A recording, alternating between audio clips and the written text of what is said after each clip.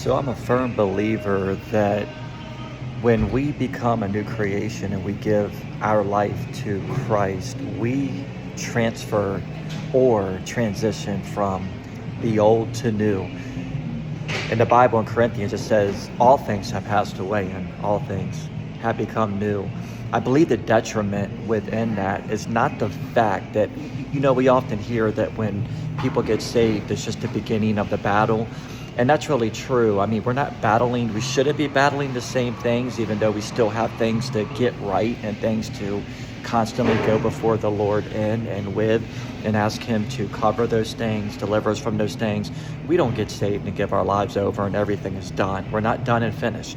I believe the battle isn't so much that things get worse. I believe we become more aware of the things that we need to step away from that are still hindering us or have a foothold or are binding us. I believe the biggest detriment is the fact that we may be in between transition and we are forgetting that we're stepping into new things, new promises, and new things that we have envisioned and we thought would never come to fruition and or come to pass.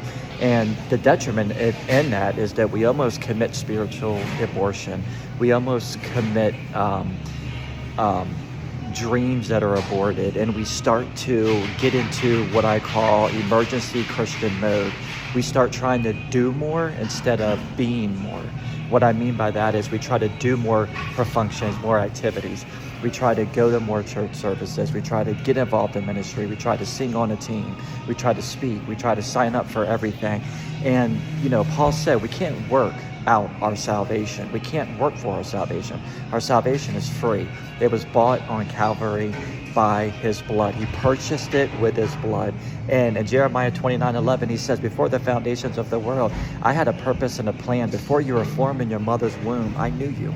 And I had a plan for you. I had a purpose for you.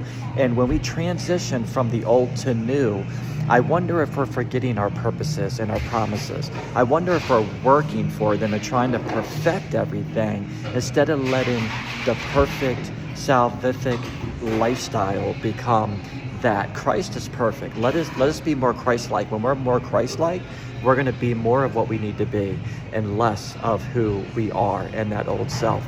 Just a thought for today. I'm getting ready to go to Bible study, and it was something I've been thinking on today, and it's something that I've been challenging myself with after this week, coming through some pretty cool things, looking at some things, and projecting in the future some things. I had to sit back and look at milestones and say, Eric, where are you?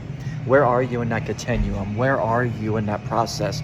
Are you becoming better or are you becoming bitter? Are you living up to destiny or are you allowing distraction? Are you becoming and looking like a new creation or are you looking like your old self? Look, I hope this does something for you today.